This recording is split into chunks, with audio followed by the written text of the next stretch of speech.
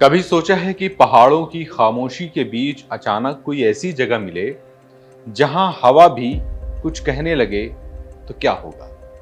व्यक्ति जब परेशान होता है तो ऐसी जगहों के बारे में जरूर जानना चाहता है या ऐसी जगहों पे जाना चाहता है, देखना चाहता है, प्रकृति से मिलना चाहता है। ऐसे ही घने जंगलों और ऊंचे ऊंचे पहाड़ों के बीच जहां हवा में शांति का संगीत बजता है, वहीं बसते हैं भीमा शंकर, यानी कि भीमा शंकर ज्योतिर्लिंग। ये वही स्थान है जहां भगवान शिव का एक पवित्र ज्योतिर्लिंग विराजमान है। कहते हैं यहां आने से मन का बोझ हल्का हो जाता है और आत्मा को सुकून मिलता है। पहाड़ों की गोद में बसा ये तीर्थ सिर्फ मंदिर नहीं है, बल्कि एक अनुभव है जहां हर कदम पर प्रकृति और भक्ति का मेल दिखाई देता है। लोग दूर दूर से यहां आते हैं ताकि भोलेनाथ की छत्र छाया में कुछ पल चैन से बिता सके। कहते हैं यहां पहुंचते ही लगता है जैसे किसी और ही दुनिया में आ गए, जहां हर पत्ता, हर बूंद, हर हवा के झोंके में भगवान शिव की महक है।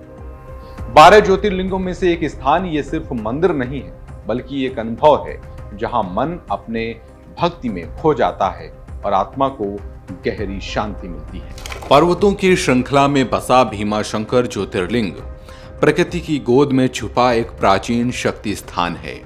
कहते हैं त्रेता युग में राक्षस भीम, जो रावण के पुत्र कुंभकर्ण का बेटा था, उसने ब्रह्मा से वरदान प्राप्त कर पूरे संसार में आतंक मचा दिया।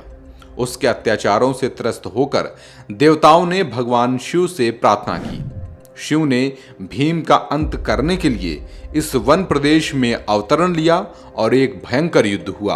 अंततः शिव ने भीम का वध कर दिया और इसी स्थान पर उन्होंने फिर ध्यानस्थ होकर साधना की और वही स्थान आगे चलकर भीमा शंकर ज्योतिर्लिंग के रूप में पूजित हुआ।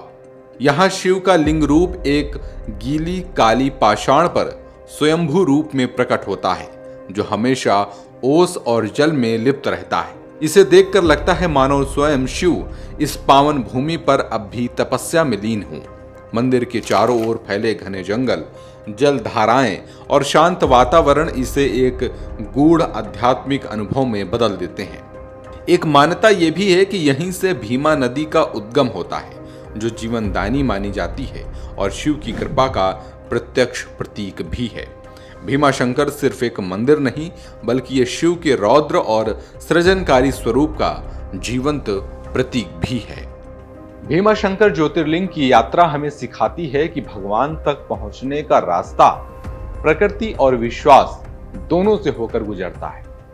अब जब मन इस दिव्यता में डूब ही चुका है, तो अगली बार हम चलेंगे एक और अनोखी नगरी की ओर, जिसका नाम है काशी, जहां विश्वनाथ का दरबार है और हर गली में भक्ति का समंदर बहता है। अगली कहानी में हम वहीं के रंग, रस और रहस्य के साथ फिर मिलेंगे। तब तक दीजिए मुझे इजाजत। मिलेंगे आपसे फिर से एक नए वीडियो में। तब तक के लिए नमस्कार।